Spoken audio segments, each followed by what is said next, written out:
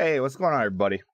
It's your boy Kid and Viz, and I've had a lot of people ask me about the games I play, especially the older ones, and how I play it. And basically, what program do I use? And the answer is I use DOSBox. And a lot of people, especially myself, when I first tried using it, it was very confusing. It wasn't as plug and play as I thought. So I wanted to create a quick video, and this is a dummy's guide to DOSBox. This only is going to show you how to get yourself up and running with your favorite game and to start playing it on a speed that will be decent for you. So I'm going to try and run through it as quick as possible. I don't want to waste your time. And this, by the way, is not for DOSBox fanboys, and it's definitely not for those of you who theory craft cycles and whatnot. You know we love you. You're awesome. And thank you for everything because you've helped us out so much. But this is definitely not for you. This is for dum-dums like me that just want to play our games that we found in a box last week under the kitty litter. So with that being said, let's go. So first thing you want to do is check to see what your CPU is that you're currently running. I'm running an i5. Number two, you're going to want to find out what originally the recommendation or the minimum setting was for the game you want to play. And that could be in the instruction booklet, or you don't have anything, you just have the CD, and you can go online and find it. So let's look up one of my favorite games, Lost in Time. Pretend that I'm typing something. There it is. Cool, it has a patch. Old school games had patches just like new games. So when you install, you're definitely going to want to install the patch as well. That was a side note. Okay, it runs off a 386 processor. That was the original requirement. I know I have an i5. I know it ran at 386. Let's go to here, this nice web page. And I'm going to put all these web pages in the comments, so don't worry that it's not popping up on the screen, etc. So right here, it shows me my i5. I'm capable of emulating on DOSBox anything that used a Pentium 3 and lower, per se. Why does it even show this? I mean, it's just DOSBox, right? It's just DOS. It's 25-year-old technology. Well, actually, dispelling a myth, DOSBox is a very CPU-intensive program. It is not just a quick plug and play and, you can just run it along with 85 of your other applications. So I check here, boom, I know I'm good to go for my 386. All right, great. The next thing you're going to say is, all right, I want to download DOSBox. Hey, look, I went to DOSBox in the download section, and we clicked Windows, and we downloaded it. And the next thing I want to do, of course, is open up DOSBox. Oh, we opened up DOSBox. It opens up two windows. All you're going to do is minimize this window. That is nothing. You don't need to worry about that. So right here, we see DOSBox. And it looks exactly like your old DOS, but it's not. This program is just an application. It's not like the old DOS that was tied to your registry and all that mumbo jumbo.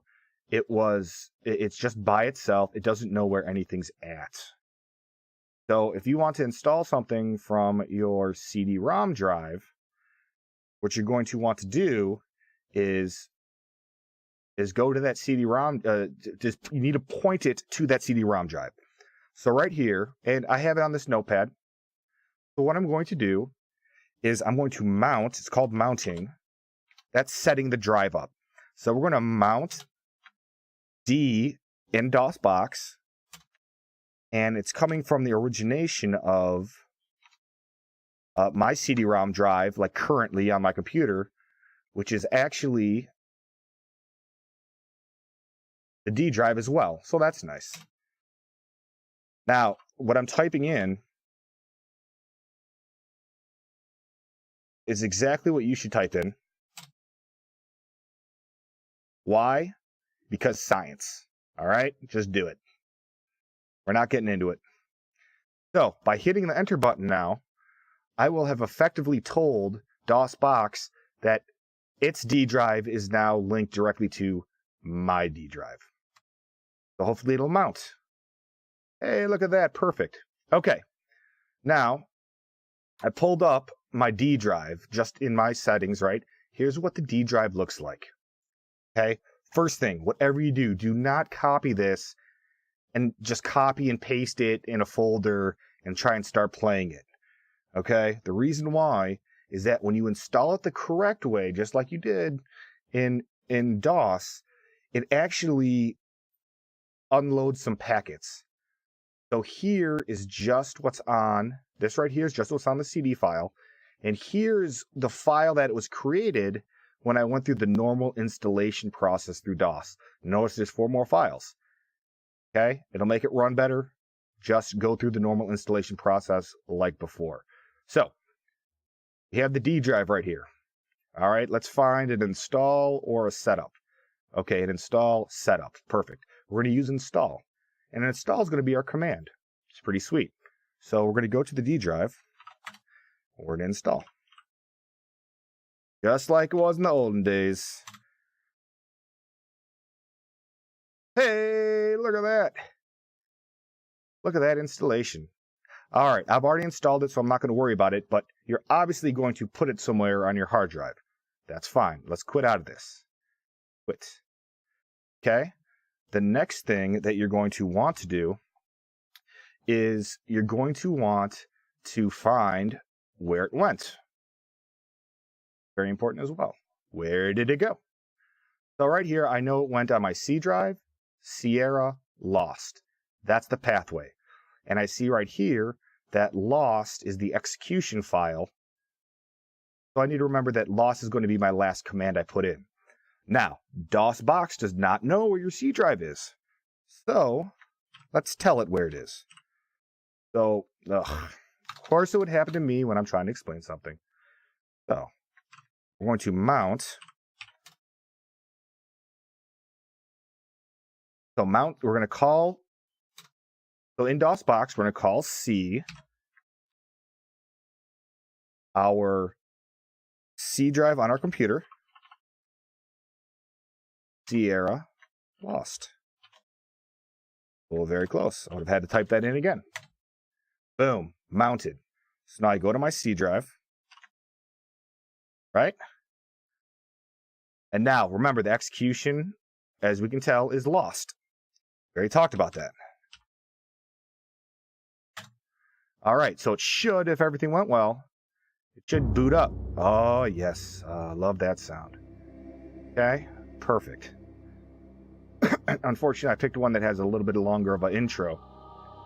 Oh, man, that looks like it's running really slow. Well, what do you mean by running slow? Well, originally, in a lot of DOS games... Head. Where am I? I must... In a lot of DOS games, they didn't have a coding that put a maximum speed. What it said was, in the game was, you're going to run as fast as the CPU is going to tell you to run. So basically, if you try to play a DOS game from '88 on a 1995 computer, you notice that it went super fast. So we're going to have to tell DOSBox how fast to run the game. Okay? Oh man, that sounds really, really hard, right? Not hard. We're going to do it the quick and down and dirty way. There's a longer way. Check it out on the forums. Fanboys got it going on. You know, high fives, back slaps. So right now it ran at 3,000 cycles, and that was kind of slow. So let's try to figure out what the heck to do. Oh, look, I found this interesting, cool looking web page. Oh, so I know right here it tells me, so people did some tests on some different processors, and it said basically the number, don't ask me, all right? We're just getting it done. This is a getting it done episode. So we've got a 386, couple 386s at different speeds, right? So I know mine runs at a 386. And it said in other things, it said it could run at 46 as well. So maybe I'll pick a 386. That's a little bit higher. So I'll pick this one. So that's 35.9.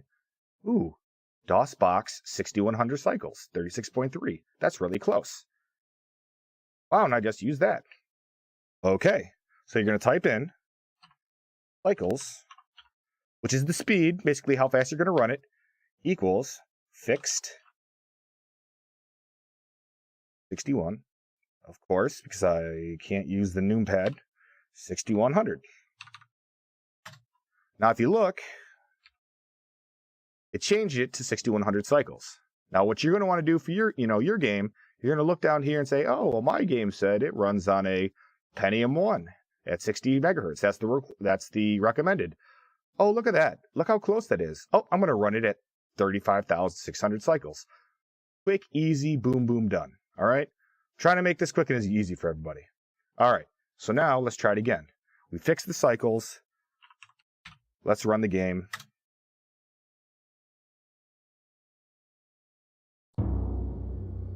Ooh. Gonna happen. Let's see the intro. Let's see how does it slowly fade in anymore? Nope. Look at that fade in. Oh, nice and crisp. Looks like these guys who created this fun little, web page, looks like they know what they're doing. Or am I dreaming? The ship. So we're happy about that, right? We just went in, down and dirty.